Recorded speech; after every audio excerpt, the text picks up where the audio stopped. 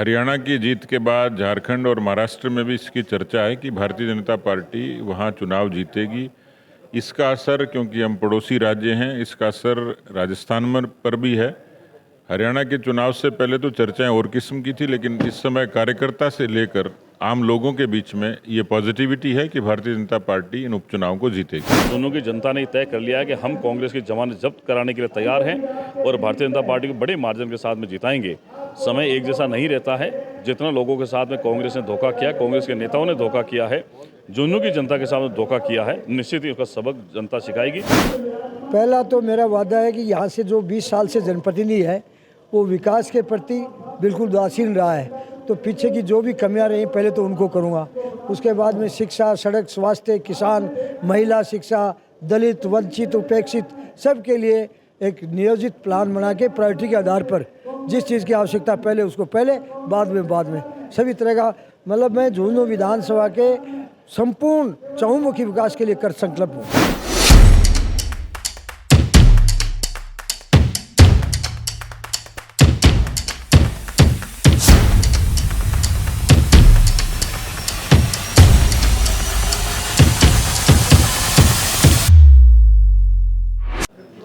13 नवंबर को विधानसभा उपचुनाव होने और उपचुनाव को लेकर प्रचार प्रसार में भी तेजी देखी जा रही है। अब आप देख सकते हैं सतीश पुनिया जी हमारे साथ मौजूद है, क्योंकि हम झुंझुनू विधानसभा में मौजूद है। क्या लग रहा है सर, सातों विधानसभा सीटों पर बीजेपी कैसे जीत दर्ज कर पाई?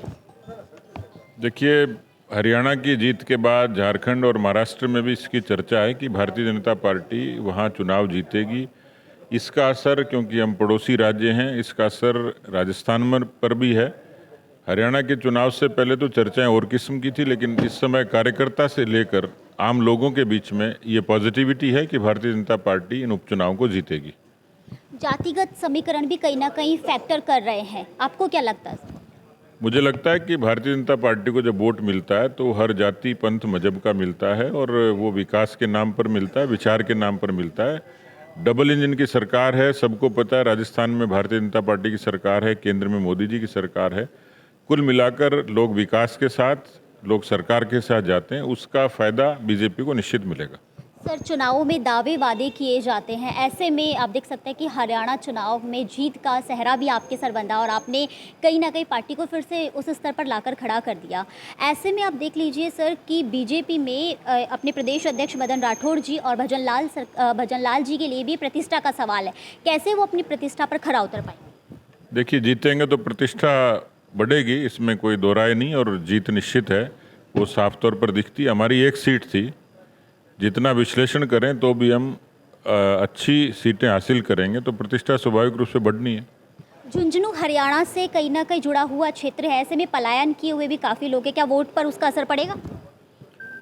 प्रवासी लोग बड़ी संख्या में हैं, और प्रवासी लोग नेशनल एजेंडे पे वोट करते हैं, तो स्वाभाविक तौर पर मतदान के लिए आएंगे। हम भी अपील करेंगे, उसका असर यहाँ के मतदाताओं पर और यहाँ के परिणाम पर निश्चित रूप से होगा।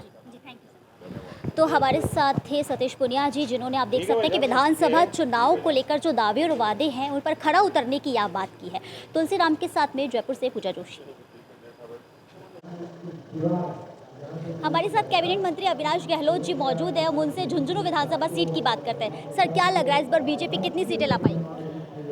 देखिए, मुझे राजस्थान के यशस्वी मुख्यमंत्री ने झुंझुनू की उस विधानसभा चुनाव के लिए प्रभारी के नाते भेजा था। मैं पिछले 3 महीने से यही काम कर रहा हूं, और इस बार झुंझुनू की जनता के बीच में जाकर हमने काम किया है, कार्यकर्ताओं को साथ लेकर काम किया है। झुंझुनू की सीट तो हम बड़े मार्जिन से जीत रहे हैं, इसमें कोई दो राय नहीं है। आप ये हमारा कार्यालय है, कार्यालय के अंदर देखेंगे जितना हुजूम है, कार्यकर्ता में उत्साह है, उसके आधार पर हम लोग हज़ारों वोटों से सीट तो जीत रहे हैं। लेकिन जो राजस्थान की 7 सीटें हैं टोटली, जिसमें एक झुंझुनू है, 6 और है, ये 7 जिलों के साथ में स्कोर बीजेपी का रहेगा। कांग्रेस का विपक्षियों का सुपड़ा साफ होगा, और एक करारी हार विपक्षी इस बार होगी। इसका सबसे बड़ा श्रेय जाएगा तो हमारे मुख्यमंत्री के पिछले 11 महीने के कामकाज को जाएगा, विकास को जाएगा, और यहाँ की जो लोकल जनता है उनके विश्वास को जाएगा। उन्होंने भारतीय जनता पार्टी पर विश्वास किया। बिल्कुल सर, लेकिन झुंझुनू विधानसभा सीट जो है वो कांग्रेस का गढ़ कहा जाता है, बीजेपी इस गढ़ को कैसे ढहाएगी? इस देश में कभी कांग्रेस राज करती थी, 400 सीटों से ज़्यादा आती थी, आज कहाँ है? रसातल में पहुंच गई ना। ये देश की जनता का धन्यवाद है। इस बार झुंझुनू की जनता ने तय कर लिया है कि हम कांग्रेस की जमानत जब्त कराने के लिए तैयार हैं और भारतीय जनता पार्टी को बड़े मार्जिन के साथ में जिताएंगे। समय एक जैसा नहीं रहता है। जितना लोगों के साथ में कांग्रेस ने धोखा किया, कांग्रेस के नेताओं ने धोखा किया है, झुंझुनू की जनता के साथ में धोखा किया है, निश्चित ही उसका सबक जनता सिखाएगी। अभी हाल ही में हरियाणा के चुनाव में जहां के कांग्रेस के नेताओं ने ये कहा था कि हरियाणा का यमुना जल समझौता हम रद्द करेंगे। कितना बड़े दुर्भाग्य की बात है कि झुंझुनू के नेताओं ने कहा है। क्या झुंझुनू की जनता स्वीकार कर लेगी इस बात को, जब भारतीय जनता पार्टी के मुख्यमंत्री कहते हैं कि हम यमुना का पानी लाकर झुंझुनू को पीने का पानी भी देंगे, सिंचाई का भी देंगे, लेकिन एक तरफ झुंझुनू के कांग्रेस के नेता कहते हैं कि हम इस पानी को नहीं लाने देंगे। ये कहीं न कहीं उनकी कथनी और करनी का जो फर्क है साफ नजर आ रहा है। चुनाव में जीतने के लिए जो हथकंडे उन्होंने अपनाए थे अब जनता समझ चुकी है, उनके बहकाव में नहीं आएगी। भारतीय जनता पार्टी का कमल यहाँ से खिलाएगी। जातिगत समीकरण भी कहीं ना कहीं फैक्टर करता है, क्या लगता है आपको? देखिए, हम चुनाव लड़ते हैं विकास के आधार पर, हम चुनाव लड़ते हैं राष्ट्रीयज्म के आधार पर, इसलिए हमारे साथ में जाति का कोई विशेष महत्व नहीं है। मोदी जी कहते हैं सबका साथ, सबका विकास, सबका प्रयास, इसलिए हम सबके प्रयास से, सबके सहयोग से सबका विकास करेंगे और मोदी जी के विजन को आगे बढ़ाएंगे, मुख्यमंत्री के विजन को आगे बढ़ाएंगे। सर, मैं आपसे इतना जानना चाहूँगी कि आप जनता की उम्मीदों पर कैसे खरा उतरेंगे? जनता की उम्मीद तो तभी तो बनी है, मैं 6 साल से इनके बीच रहा हूँ। उन्होंने स्वीकार इसलिए किया कि मेरा जो कार्यशैली है उससे ये बिल्कुल प्रभावित है, तभी इतना स्नेह और आशीर्वाद मिल रहा है। तो निश्चित रूप से मैं खरा उतरूंगा उम्मीदों पर। पार्टी ने आप पर विश्वास जताकर आपको मैदान में उतारा है, क्या आपके वादे, क्या दावे और क्या स्टार्टिंग में आप कैसे झुंझुनू विधानसभा सीट पर काम करेंगे?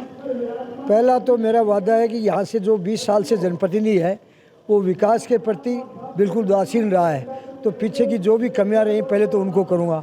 उसके बाद में शिक्षा, सड़क, स्वास्थ्य, किसान, महिला शिक्षा, दलित, वंचित, उपेक्षित सबके लिए एक नियोजित प्लान बना के प्रायोरिटी के आधार पर जिस चीज़ की आवश्यकता पहले उसको पहले, बाद में सभी तरह का, मतलब मैं झुंझुनू विधानसभा के संपूर्ण चहुमुखी विकास के लिए कर संकल्प हूँ। मैंने देखा ग्राउंड पे जाकर आपका स्वभाव कहीं ना कहीं लोगों के दिलों पर राज कर रहा है। ये ग्राउंड हकीकत है, हम अपने मन से नहीं कह रहे। ऐसे में ये जो विश्वास है वो कितना कायम रहेगा?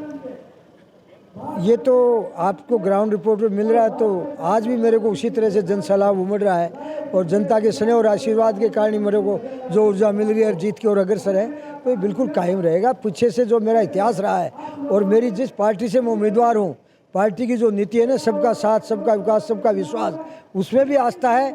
और मेरे स्वयं के कार्य जो सकारात्मक सोच रही है, लोगों के बीच रहा हूँ मैं, सनातन के लिए जो काम किया, उन सारी बातों को मिला के करते हैं तो ये स्नेह और आशीर्वाद बढ़ता ही जाएगा। एक अंतिम सवाल और सर, मोदी जी की गारंटी को आप जनता तक कैसे पहुंचाएंगे? मोदी जी की गारंटी पहले से ही पूछी हुई है, उसको और अंतिम पंक्ति के क्षेत्रों में विकास बहुत धीमी गति से जाता है। नहीं, ऐसा कुछ नहीं है, धरातल पे है। मोदी जी कोई नए नहीं है, मोदी जी तीसरे टेन्योर में चल रहे हैं। मोदी जी की गारंटी तो पूछी गई, बाकी भजन लाल जी की गारंटी पूछ गई। जी बिल्कुल, बहुत बहुत धन्यवाद।